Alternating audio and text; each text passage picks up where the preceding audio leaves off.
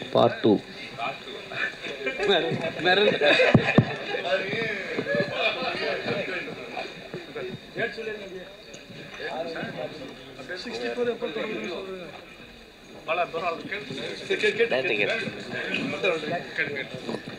Direct, sir. Sir? Yes, sir. நம்ம first movie so எடுத்த உடனே லவ் மேரேஜ் அப்படின்னு வச்சுருக்கீங்க. உங்களுக்கு மேரேஜ் ஆகிடுச்சுல? ஆயிடுச்சு சார். ஸோ லவ் மேரேஜ் வச்சுருக்கீங்க, வாழ்த்துக்கள்.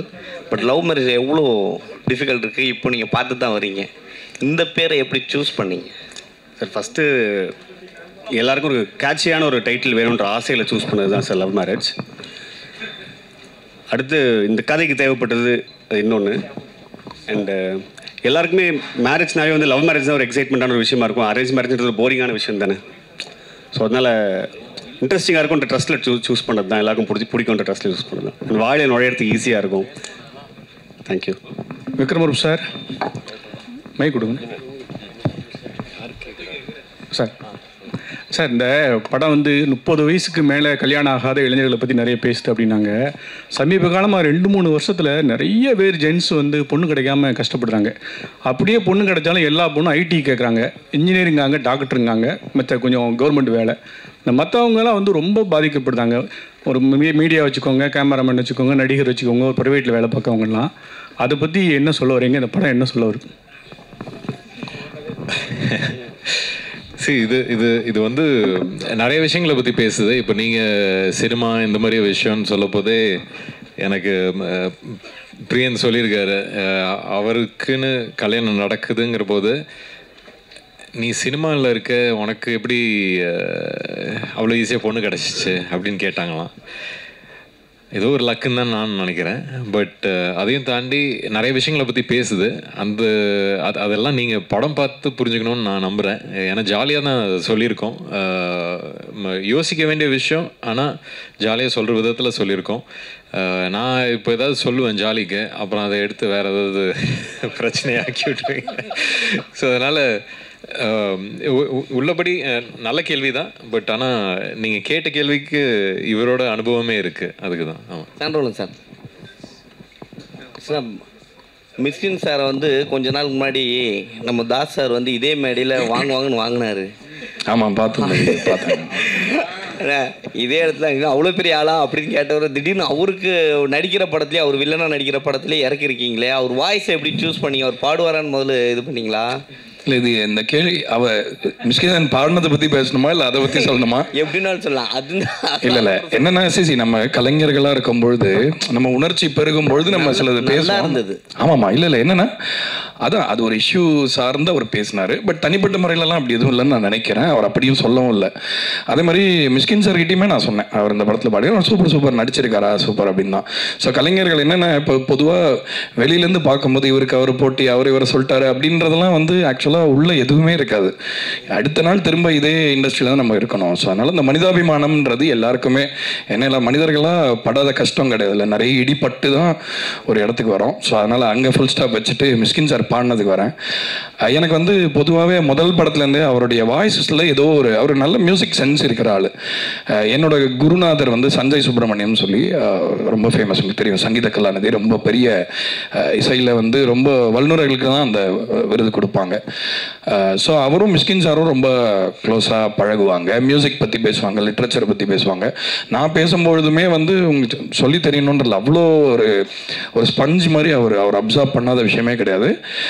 மியூசிக்னு வரும்பொழுது அவர் சிலது எதிர்பார்ப்பார் இல்லையா. ஸோ அந்த தயக்கம் இருந்தது. இந்த பாட்டை அனுப்பும்போது என்னடா சூப் சாங் அனுப்புகிறோமே அப்படின்ற ஒரு சின்ன தயக்கம் இருந்தது. பட் அதை கேட்டுட்டு வந்து அவர் அது மியூசிக்கெல்லாம் ரொம்ப அந்த ஸ்ட்ரிங்ஸ்லாம் சூப்பராக இருக்கே, இந்த இடம் கையில் வந்ததெல்லாம் காணாமல் போகுது, இந்த லைனில் வந்து ஒரு சோல் இருக்குது அப்படின்லாம் நோட்டீஸ் பண்ணி சொன்னார். ஸோ அதனால் வந்து அவர் ரொம்ப சிறந்த பாடகர். ஆக்சுவலாக அவர் இன்னும் ரிலீஸ் ஆகாத ஒரு பாட்டு நான் அவர் பாடி ஒரு படத்தில் கேட்டேன், ஒருத்தங்க ப்ளே பண்ணி காமிச்சாங்க, அவ்வளோ அருமையாக இருந்தது. ஸோ அதனால் அவர் மியூசிக்குமே கற்றுக்கிறார், மியூசிக் படிக்க கூட செய்வாருன்றத கூட கேள்விப்பட்டிருக்கேன். ஸோ அதனால் ஒரு மியூசிஷியனாக தான் அவரை பாட கூப்பிட்டேனே தவிர ஒரு விளம்பரத்துக்காகவோ அதுக்காக கூப்பிடல. ஆக்சுவலாக ஒரு சிங்கராக ரொம்ப சிறப்பாக இருக்கும் அவர் பாடினான்றது தான் ஐடியா. தேங்க்யூ.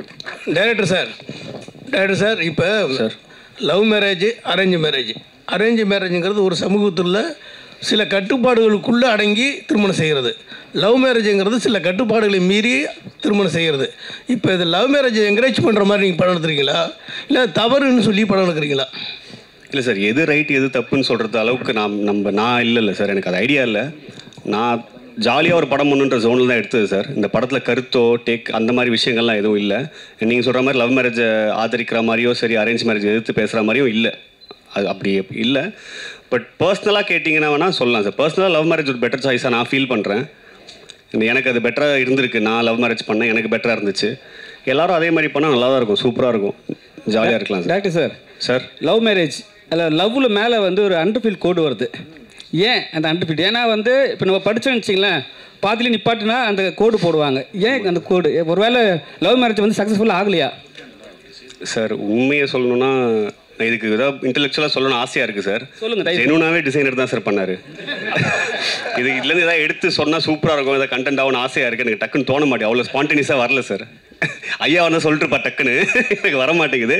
உண்மையாகவே டிசைனர் பண்ணி கொடுத்தாரு சார். என்கிட்ட ஒரு ஃப்ரெண்ட் இருக்கார், ரொம்ப இது பார்க்குற ஒரு ராசி பார்க்குற ஒரு ஃப்ரெண்ட் ஒருத்தர் இருக்கார், இங்கே கூட இருக்கார், சொல்ல விரும்பல. அவர் வந்து மேலே இழுத்து இருக்குது, இது கீழே இறங்கி இருக்குது, என்ன ராசி பார்த்தீங்க அப்படின்னாரு. எனக்கு ஒரு மாதிரி ஷாக்கிங்காக இருந்துச்சு. நான் இப்போ 8-10 வருஷம் சினிமாவில் இருக்கு, இப்படி ஒரு ராசி யாருமே சொன்னது இல்லையே, எப்படின்னு யோசிச்சார். இப்போ நீங்கள் அதை கேட்கும் போது எனக்கு அதுதான் சார் ஞாபகம் வருது. பட் ரேண்டமாக டிசைனர் பண்ணார் சார், எல்லோ டூத் ஒரு Kerala designer sir. Music doctor sir எப்பவுமே வந்து மிஸ்கின் சார் வந்து இளையராஜா பற்றி தான் பெருமையாக பேசிகிட்டே இருப்பார். அவர்கிட்ட கேட்டால் பாடல்கள் வந்து என்ன வேணால் சொல்லுவார். ஸோ உங்ககிட்ட ஏதாவது சொன்னாரா, இல்லை அவர் பண்ணுற பாட்டு தான் பண்ணுவேன்னு சொல்லியிருந்தாரா, மென்ஷன் பண்ணியிருந்தாரா ஏதாவது? என்ன உங்கள் லாஸ்ட்டு இது இல்லை என்னன்னா இளையராஜாவுக்காக தான் நான் பாடுவேன்னு எதாவது சொல்லியிருந்தாரா? இல்லை, அவர் நம்மளுக்காக பாடியிருக்கார். அப்படி இல்லை. அதாவது என்னென்னா, நான் அதை எப்படி புரிஞ்சுக்கிறேன் உங்கள் கேள்வின்னா, அவர் வந்து ரொம்ப என்டார்ஸ் பண்ணுற ஒரு கலைஞராக இளையராஜா சார் தான் இருக்கார். மற்றவங்களுக்கு எப்படி பாடுறாரு அப்படின்றதான் உங்கள் கேள்வியா? ஓகே. ஸோ ஆக்சுவலாக என்னென்னா, நம்ம எல்லாருமே இப்போ நானுமே வந்து ராஜா சாருக்கு ஒரு பாட்டு பாடினேன்னு ரிலீஸ் ஆகலாது. பட் இளையராஜா சார் வந்து ஒரு பெரிய நட்சத்திரம் மாதிரி, அவர் ஒளி வந்து யார் மேலேயுமே படமாக இருக்காது. ஸோ அந்த ஒரு அடிப்படையில் ஒரு ஃபேனாக தான் அவர் அதை சொல்கிறார். அண்ட் சிறந்த ஒரு கலைஞர் அண்ட் ஒரு நம்ம எல்லாருக்குமே சீனியர் இண்டஸ்ட்ரியில்ன்ற முறையில். But Mysskin sir is very very open for collaboration. In fact நான் சொன்னேன், அவர் என்னை பற்றி கேள்விப்பட்டிருந்தாருன்னா இந்த பாட்டை எதிர்பார்த்துருக்க மாட்டார் என்கிட்டேருந்து. இப்போ ஃபார் எக்ஸாம்பிள் அவர் வந்து ஒரு மாதிரி ஒரு சோல்ஃபுல்லான பாட்டாக அந்த மாதிரி இவன் அனுப்புவான் அப்படின்னு அவர் நினச்சிருந்துருக்கலாம். பட் ஆனால் நம்ம அனுப்பின பாட்டு அந்த மாதிரி இல்லைன்னா கூட அந்த பாட்டுக்கு நம்ம கொலாபரேட் பண்ணலாமே, ஜாலியாக ஒரு பாட்டு பண்ணலாமேன்ற இதுதான். பொதுவாகவே அவரை பற்றி நான் மிஸ்கின் சாரை பற்றி ஒன்று கிளாரிஃபை பண்ண விரும்புகிறேன். அவர் வந்து சினிமாவை பற்றி ரொம்ப சீரியஸாக பேசுறதுனால அவர் வந்து என்னமோ ரொம்ப சீரியஸான ஆள், அவருக்கு ஐ மீன் ஒரு ஃபன்னியாக இருக்க மாட்டார், ஜோவிலாக இருக்க முடியாதுன்றல ரொம்ப லைட் ஹார்ட்டடான பர்சனாக தான் எனக்கு தோணார் என்னோட இன்ட்ராக்ஷன்லேருந்து. அண்ட் இளையராஜா சாரோட லவ் வந்து அவரோட பர்சனல் லவ். பட் உங்களுக்கும் தெரியும், நான் வந்து ராஜா சாரோட பெரிய ரசிகன் அப்படிங்கிறதுனால அந்த ஒரு புள்ளியில் இணைஞ்சோன்னு நினைக்கிறேன். ஐ திங்க் ரெண்டு பேருக்குமே அந்த ஒரு சென்சிபிலிட்டி பிடிச்சதுனால மேபி அப்படி தோணுச்சு. சார் மிஸ்கின் சார் ரொம்ப நேரம் எடுத்துக்கிட்டாரா பாடுறதுக்கு? 2 மணி நேரத்தில் முடிச்சுட்டார். ஆக்சுவலாக ஒரு பாட்டு வந்து ஒரே ஒரு வாட்டி தான் கேட்டார், வந்துட்டு பாடிட்டு அப்படியே கிளம்பிட்டாருன்னா அடுத்த ஒரு ஷூட் இருந்தது, ரொம்ப அருமையாக பாடினார். சார் மிஸ்கின் சார் எப்பவுமே எல்லா படத்துக்கும் ப்ரொமோஷனுக்கு வருவார். லாஸ்ட்டு ஒரு மேடையில் வந்து ப்ரொமோஷன் கூப்பிட்டா 5 லட்ச ரூபா கொடுத்தா தான் வருவேன்னு சொன்னார். நீங்கள் என்ன கூப்பிட்டு பார்த்தீங்களா? இல்லை, எனக்கு அதை பற்றி தனிப்பட்ட கருத்து எனக்கு தெரியவும் தெரியாது. தெரிஞ்சாலும் நான் சொல்லக்கூடிய ஆள் இல்லை, எனக்கு அதை பற்றி தெரியல. சார் மைக் சார், நீங்கள் வந்து அரேஞ்ச்மெண்ட் மேரேஜ்னு நினைக்கிறேன். ஆனால் அன்னை இல்லத்தில் நிறைய காதல் திருமணம், இப்போ கூட காதல் திருமணம் நடந்திருக்கு. உங்களோட தனிப்பட்ட பார்வையில் இப்போ உள்ள ஜென்ரேஷன் வந்து லவ் மேரேஜ் பெஸ்ட்டாக அரேஞ்ச்மெண்ட் மேரேஜ்?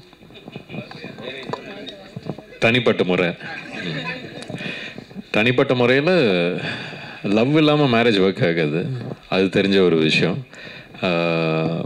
காலம் மாறிக்கிட்டு இருக்கு, அதுக்கேற்ற மாதிரி படங்களும் மாறிக்கிட்டு இருக்கு. படங்கள் மாறுறதே மக்களுக்காக தான், மக்களும் மாறிட்டாங்கன்னு நம்புகிறேன். ஸோ லவ் தான். ஆக்சுவலி லவ் அண்ட் மேரேஜ் ரெண்டுமே 2 விதமான ஒரு மாதிரி ஒரு அன்கம்ஃபர்டபுள் ஜோனுக்குள்ளே போயிட்டே இருக்குது. அடுத்தடுத்த ஜென்ரேஷன் போக போக லவ்லையும் கமிட் ஆகிறதுக்கு கொஞ்சம் பயப்படுறாங்க, மேரேஜ் கமிட்மெண்ட்டுக்கும் பயப்பட ஆரம்பிச்சிருக்காங்க. அதுக்கு இந்த படத்தில் ஏதாவது மெசேஜஸ் இருக்கா மேம்? மெசேஜ் நம்ம ஒன்று சொல்ல ட்ரை பண்ணியிருக்கோம். அந்த மெசேஜ் அளவுக்கு நம்ம சீரியஸாக பேசலாம் அந்த விஷயத்தை, அதையுமே ஜாலியாக தான் பேசியிருக்கோன்றதுனால அது மெசேஜாக எடுத்துக்க முடியல. பட் கண்டிப்பாக டேக் அவே இருக்குது மேம். ஆப்வியஸாக அவங்கவுங்க சாய்ஸ் தான். நான் இப்போ என்னோட சாய்ஸ் தான் சார் ஃபஸ்ட்டு சார் கேட்ட சார் கிட்டே சொன்னேன். லவ் மேரேஜ் இஸ் மை சாய்ஸ்ன்ற ஒரு விஷயம் இருக்குது. அவங்கவுங்க சாய்ஸ்க்கு விட்டுறது பெட்டர்.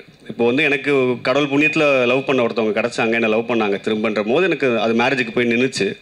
நான் வாய்ப்பு கிடைக்காம சுற்றிட்டு இருந்தால் வந்து நான் லவ் மேரேஜ்னு சொல்லியிருக்க மாட்டேன் சார், அரேஞ்ச் மேரேஜ் தான் பெஸ்ட்டுன்னு இருப்பேன். எங்கள் அப்பா காலில் போய் விழுந்து ஒரு பொண்ணு பார்த்தாங்கன்னு கேட்டிருப்பேன்.